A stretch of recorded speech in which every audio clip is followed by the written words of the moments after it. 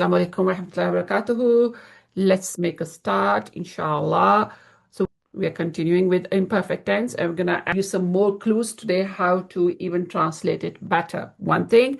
Secondly, you're going to learn how to distinguish whether to translate this into a present tense or a future tense. Remember when I started teaching you imperfect tense, I said that it is a combination of present and future both, but there are certain clues which shows us whether we should translate this into present tense or a future tense. So today you're going to learn that the clues which tell you that this should be translated into a future tense. That's what you're going to learn today. And then, of course, we're going to learn the passive voice for imperfect tense as well. Okay, imperfect tense is a combination of present and future tense. And it is called al-mudare. Al-mudare. And I told you that when you are looking at al-mudare, imperfect tense, we always look at the prefix of the word. The prefix tells us whether it should be translated into a third person in case of ya, whether it should be translated into in second person in case of ta, and whether we should translate this into a first person in case of alif and noon. Afalu, nafalu. Then we talked about that just like noun, when we're making plural, masculine plural, we add waw noon at the end. In case of masculine plural, we add waw noon. And in case of dual, we add ani sound. Yafalani. This is what you have learned. That this is in case, and of course, ani and una, they are added as a suffix to make dual and plural. Then we talked about that there are few things which are a bit odd in this conjugation. And what are they? First of all, that for the third person feminine singular, we have ta, which is very unusual. Tafalu and tafalani. So for the third person feminine and dual, we have ta sound, which is very unusual. Why? Because ta usually comes for the second person. Second odd thing out is that for the second person feminine singular, we have ina sound, tafalina, because we know that ina sound is usually come for plural, masculine plural. But here it is coming for feminine and singular. So this is something really odd for us. Then I said, I want you to keep in mind that the tafalu is here for feminine, and then tafalu again here is for masculine.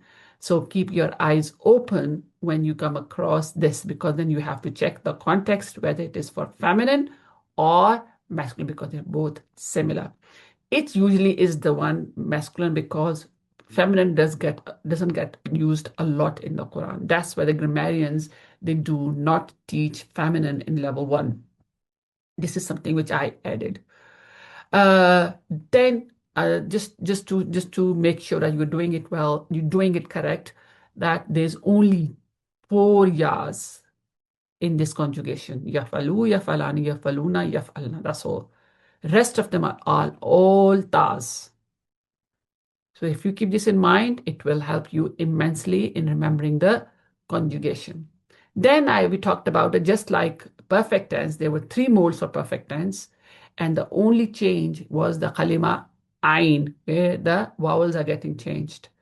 So here in the same way for madare, which is imperfect tense, we have 3 modes, and all the changes are usually on letter ain.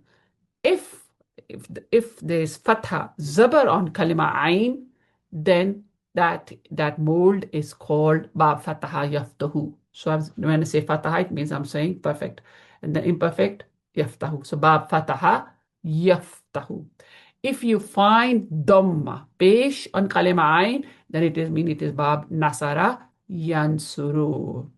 If you find kalima, if you find the kasra or zair on kalima ain, it means it is bab daraba yadribu. So these are the 3 molds, but keep in mind they are active voice.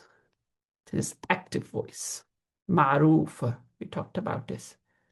Okay, active. active. This is what we discussed last week. This is the first mold. Fataha yaftahu. Fataha yaftahu. And all these words gonna come on Ba Fataha mold. Sami'a yasma'u. Rahima yarhamu. Amila ya'malu. Alima ya'lamu. Ja'ala yaj'alu. These all comes on Bab Fataha mold.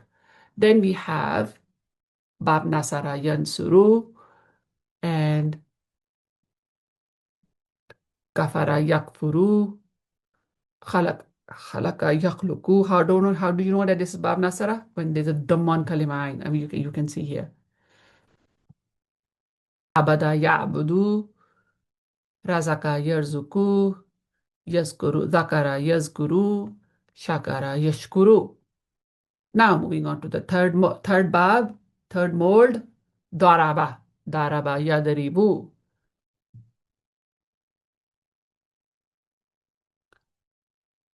Sabara Yasbiru, Zalama Yazlimu. So this is Bab Daraba. Out of all these three Babs, the Bab Nasara is the one which is used a lot. From today, we're going to start something called Noon Taqeed. This is what we used. You're going to find this in the Mudare added at the end. It will appear as a suffix. And this is usually added to add emphasis to the word. So we call it Noon Taqeed, the noon of emphasis. A noon added to the end of a verb to emphasize certainty and seriousness. Whenever Allah subhanahu wa ta'ala is something very, he just wants to put heaviness in the word.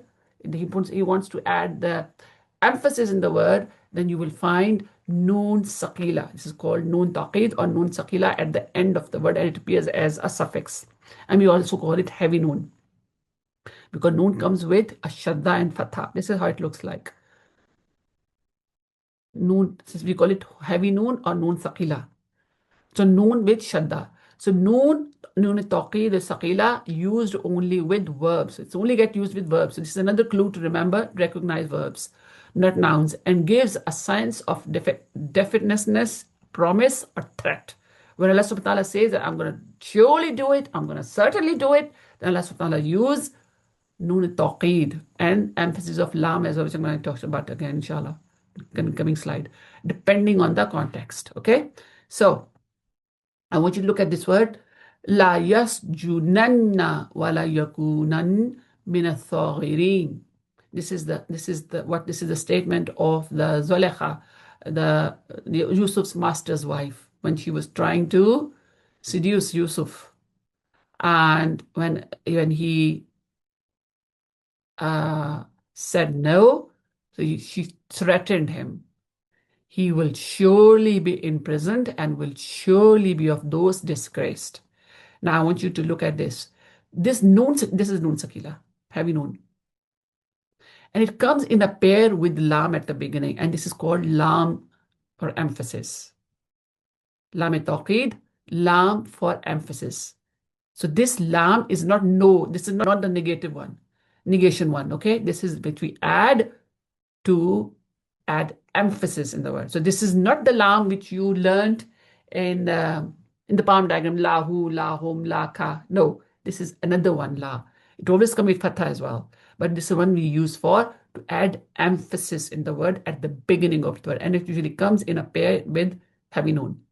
This is noon. So you most of the time you find them together. So la, yes, it means a true emphasis now.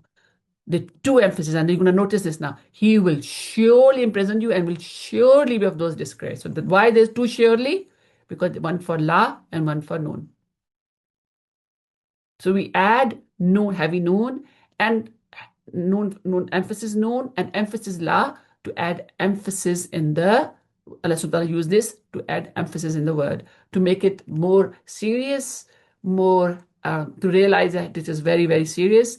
And it's going to and give more certainty as well. Another sentence, let's do another example. وَلَيَزِيدَنَّ كَثِيرًا مِّنْهُم مَّا أُنزِلَ إِلَيْكَ. And surely what has been revealed to you will increase many of them in rebellion. Here, this la again, you can see the la here. La and nun, heavy nun. And that's why there's surely here. There should be two surely. Surely what has been revealed to you will increase. Okay? Will increase, yeah? So, so that's why whenever you come across this, always add surely, certainly, definitely, these types of words. You come across these words. You're not going to do it until you will find them. This is how you recognize them, that there should be more emphasis in the word. I need to add more emphasis in this ayah because there's a la there and because there's a heavy noon there. The noon at the end of la yazidanna is noon of emphasis, showing definiteness, and Allah is stating this increase will certainly happen. Will certainly happen. I want you to look at this example. La nansurannakum. So you can see la at the beginning and noon shadda at the end. What is this la nansuran? Let's dissect this word. This is from Bab Nasara Yansuru. Nasara Yansuru. And this is first person. Nansuru. Nansuru. So we add lam at the beginning, noon shadda at the end. We will definitely help them. This is how you translate this. This is from Urdu class, okay? So hold on, let me give you more examples. Surah number 102. Surah At-Takathur. Last three verses. لَتَرَوُنَّ الْجَحِيمَ. لَتَرَوُنَّ الْجَحِيمَ. They will surely, certainly will see the hellfire. Al-Jahim is the name of the fire. Hellfire. لَتَرَوُنَّ الْجَحِيمَ. They will surely, definitely will see the hellfire. Next ayah. ثُمَّ لَتَرَوُنَّهَا عَيْنَ الْيَقِينِ. So then, surely, definitely, they will see with the eye of certainty. Ainul yaqeen. Next. ثُمَّ لَتُسْأَلُنَّ يَوْمَئِذٍ عَنِ النَّعِيمِ. Then, surely, certainly, we will ask them on that day about every favor, every blessing. So did you see, if I say, I will ask you for every blessing, and surely, definitely, I'm going to ask you for every blessing given to you, which statement has got more seriousness in it? And you're gonna, and it gives you the impression it's gonna happen. The Second one. second statement. Why? Because there are two emphases there. Allah is saying, it's gonna surely, certainly, you will see the hellfire. You will see with the eye of certainty. You will be asked about the blessings on that day. But there's a test tomorrow. Surely there will be a test tomorrow. Can you see that surely, certainly there's a test tomorrow? Definitely there's a test tomorrow. So which test are you going to take it seriously? Second one, isn't it? Why? Because there's emphasis there. Allah subhanahu wa ta'ala is adding two emphases there. So from now on, I want you to keep your eyes open whenever you come across any la at the beginning from Mudari. I mean, the imperfect tense. And noon at the end. Sometimes la doesn't appear as well. Most of the time, they do come together. But it means that you have, if la and noon both coming together, heavy noon, it means that you have to add two emphasis. If it's only one, then add just one emphasis. Is that clear? Yes. Okay. Now, moving on to, remember I talked about when I introduced Mudare, imperfect tense, I said to you that it's a combination of present and future. So there was a very obvious question there. How do we know whether we should translate this into a future or present? So I said, oh, there are certain signs. If you find those signs, then you should certainly, definitely translate this into future. So what are those two signs? So here are they. Okay, if you find Madare, Ashrab, before Madare, there's a seen present. This is how it looks. Ashrab. It doesn't come on its own. It becomes part of the verb. If you find a scene at the beginning of the word, which you did in this week's lesson, there's a word you did where there was a scene at the beginning of the lesson, then you will definitely translate this into future. I will drink. Sharaba, ashribu. So sharaba means he drank. So we're doing to madare ashrabu. This is the first person. Afalu nafalu. Ashrabu, okay? Ashrabu. Sa'ashrabu. I will drink. You recognize ashrabu? So if there's a seen there, and it means you have to translate this into a future tense. Second sign, if there's a sofa there, sofa ya'lamun, summa sofa ya'lamun. Remember, you all know the surah. Sofa ya'lamun, summa sofa ya'lamun. You will very soon you will see it. Very soon you will see it. Very soon. Sofa ya'lamun, summa sofa ya'lamun. It comes a lot in the Quran. So if there's a sofa there, it means you have to translate this into a future tense. The word is yazahabu, as you can see it as mudare. Why? Because there's a ya there, prefix. Okay. So now this is the second person feminine singular, the odd one. Satazhabina, you will go. Singular and feminine. Satazhabina. And then it's a dual, satazhabani, you will go. Satazhabani. So this scene comes as a part of the word. As a part of the word, and it is the clue that you should translate this into future. Today's lesson there was a word. Yeah, here we go. Sanazidul Muhsinin, 58. Item number 58. Fasanazid, and please can you read the translation for me? From the Juz, Wasanazidul Muhsinin. Will increase. We will increase. So it says will. Can you see? It says will. Why? Because it is a future tense. How do we know? Because there is a scene there. So these are the two signs which helps us to translate the ayah into a future tense only. Okay. Now we're moving on to the last topic, which is passive voice. What is a passive voice? When you don't know who's doing action, the Yes. verb. When the doer is not mentioned. Doer is not mentioned. So when I said to you, do the fa'ala, you said fu'ila. You started actually the passive voice. No, the standard is to do active unless you've been asked to do passive voice. So active, fataha, futiha. This is for the perfect tense, mazi. This is where you have already done it. Fataha, futiha. There were two conditions, remember?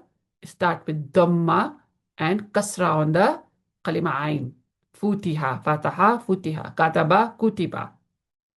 We already done this. Nasara, nusira. Samiya, sumiya. This one is passive where doer is not mentioned. So it is translated differently. Taraba, duriba.